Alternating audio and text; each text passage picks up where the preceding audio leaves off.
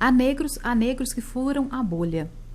Eu não sou uma negra, né, de pele escura, mas meus traços são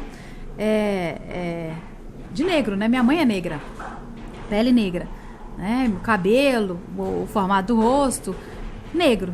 Se eu me intitular, se eu me denominar negra, sou negra, né? Mas essa questão das cotas e tudo, muitas pessoas não compreendem que seria legítimo porque acreditam que todo mundo tem a mesma capacidade. Teria se a gente tivesse as mesmas oportunidades. O mesmo acesso. Eu sou uma pessoa que eu furei a bolha, assim como alguns negros furam a bolha. Eu vim de uma classe social baixa. Eu vim de uma classe social em que meu pai, quando eu terminei meu ensino médio, eu não tinha condição de fazer faculdade nenhuma, porque meu pai não tinha condição de pagar para mim nenhum curso. E como a gente mora aqui no interior, a gente não tinha universidade federal, a única referência de federal... A única referência de federal que a gente tinha, a gente de classe baixa, era a Universidade Federal de Minas Gerais, a UFMG, né? E a UFMG, quem entrava na UFMG? Nossa, era só a galera que fazia Bernoulli em Belo Horizonte. Fazia cursinho 2, 3 anos, né? Então era uma realidade muito diferente, uma realidade que eu não alcançava.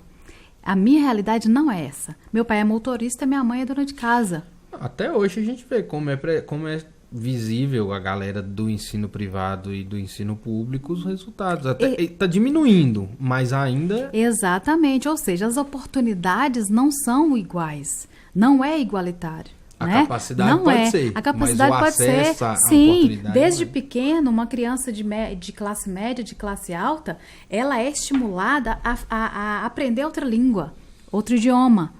Né? Ela é estimulada a aprender outro idioma. Ela é colocada numa escolinha ali de inglês com 5 anos, 6 anos de idade e fica a vida toda. Quando ela chega num grau que eu é num doutorado, ela já é fluente no inglês, por exemplo. Né? Um enfrentamento que eu tive foi essa questão do idioma.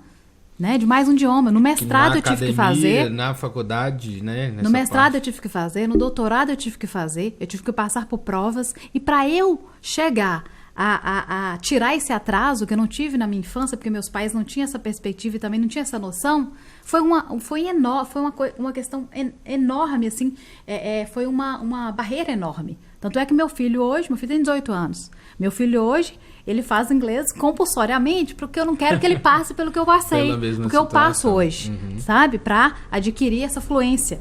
Mas, então essa questão dos negros é relacionada a isso. É relacionada, a gente está falando aqui de oportunidades. De oportunidades que não se abrem para pessoas de baixa renda, especialmente pessoas negras. Né? Pessoas que não têm ali um capital cultural. Né? Não é capital econômico, não. Que é vencer a barreira do capital econômico, é mais fácil do que romper a barreira cultural. Tem muita gente aqui, na nossa cidade, inclusive, que é endinheirada, que tem que tem um alto padrão de vida e você vê que a pessoa não tem capacidade, não tem capital cultural. Ela não tem. Porque ela não teve isso na trajetória de vida dela. Sim, né? sim. Então o econômico foi primeiro e o cultural ficou para trás. Porque ela também não foi ensinada também que o cultural é importante. Então eu fui uma pessoa que saí ali de uma classe baixa, subalterna, da sociedade. Sou um exemplo das pessoas que tiveram uma emancipação por meio da educação. Né? Eu entrei nessa Universidade Federal num curso que eu não sabia nem o que era, porque eu queria estudar. Sério? Você queria estudar, né? Sério? Você sabia que o ensino era a solução. Eu queria estudar. Eu queria fazer uma faculdade. Não interessa qual que fosse. Você tem um sonho de quê? Gente, eu não tinha sonho, porque eu não tinha perspectiva.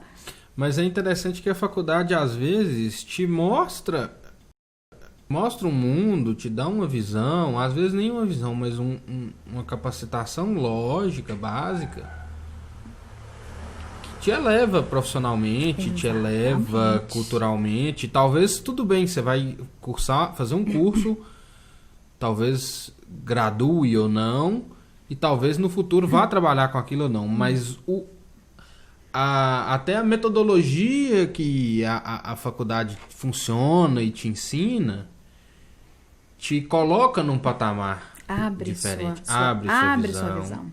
Abre sua visão e você começa a enxergar. Cria um senso crítico. Exatamente. Exatamente. Eu queria porque queria estudar, mas eu não tinha condição de pagar.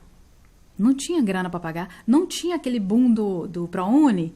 Só veio depois dessa minha vontade de estudar. Isso só aconteceu depois. Eles vão dizer que isso foi de 2005, 2006 pra cá. A Universidade Federal foi criada em 2006. Como eu sempre gostei de estudar, eu consegui passei. Mas também porque quem passava aqui na universidade, recém-criada, foram pessoas da classe trabalhadora mesmo, que passou aqui. Não era Enem, era vestibular. Ainda, era vestibular. E a galera de fora não sabia ainda, né? E também não tinha esse interesse de entrar na universidade que estava começando precariamente. Porque eu lembro quando eu entrei na UFVJM aqui em 2014, entrei no BCIT, né, para as engenharias, e que, se eu não me engano, ainda faltavam livros básicos, né, da engenharia. Estava formando a primeira turma e ainda faltava. Eu imagino quando você entrou... Não tinha nem prédio. Não tinha nem prédio. Não tinha nem o campus ainda, né? Você ainda tinha o campus, rapaz. Eu cheguei e já tinha bastante prédio. Já tinha o I7, já tinha a Faxai, já tinha biblioteca. Eu entrei na primeira turma. Lá no Kaique. Tava começando o RU quando eu entrei lá. Eu entrei era no Kaique ainda, né? Lá nos então fundos, era bem... Né? Tinha um professor só no semestre, né? Tinha pouco professor, tinha pouco recurso, tinha pouca possibilidade. Pra gente ver que não é simples de montar uma universidade pública só, manda o dinheiro pra lá e na cara. Ela tá em construção até hoje. Até hoje ela tá em construção, né? Então, assim, e foi uma guerra mesmo, uma luta. Aí eu entrei nessa faculdade. Como é que foi o meu critério para entrar? Tinha um vestibular e tinha... Eu entraria ou em administração ou em serviço social. Por quê? Porque eu fui lá e vi. Primeira etapa, prova fechada. Segunda etapa, redação não, prova aberta. Mas serviço social tinha geografia e história, e eu sempre gostei da área, né? Dessas áreas. E a administração tinha matemática e física, se eu não estou enganada. Eu falei, o quê? Física não, matemática, geografia e história, eu acho. Eu acho que física não. Eu falei assim, o quê? Matemática? Não vou, não. Vou no serviço social, não sabia nem o que era direito. Lá dentro que eu fui descobrir o que era o serviço social. E eu consegui essa bagagem crítica que eu tenho, né? Que eu fui aprimorando com o tempo, por conta desse curso que eu fiz lá. Que eu fiz aqui na universidade, né? Quando eu saí do curso em 2011, eu entrei na Polícia Militar em 2010, né? Porque eu queria um trabalho efetivo, não porque eu tinha um sonho de entrar na Polícia Militar. Eu nunca tive um sonho de entrar na Polícia Militar. Nunca tive o sonho. Mas como eu vim de uma realidade que era totalmente adversa para mim, eu precisava de um trabalho neném.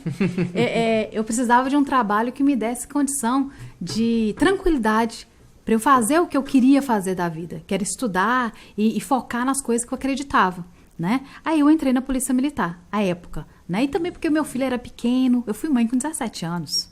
Eu casei com 17 anos. Eu casei com 17 anos. Eu vou outro podcast. Outro episódio. Vamos contar minha vida, minha biografia. Eu casei com 17 anos, idade com meu primeiro namorado. Eu engravidei, na verdade, com 16 anos. Aí eu casei, pra quê? Por causa de quê? Porque eu me sentia culpada por ter engravidado e eu queria minimizar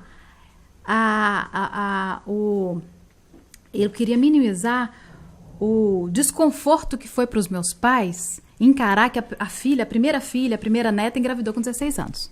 Aí eu casei com 17, sabe? Separei com 20. Não ia dar certo nunca, né?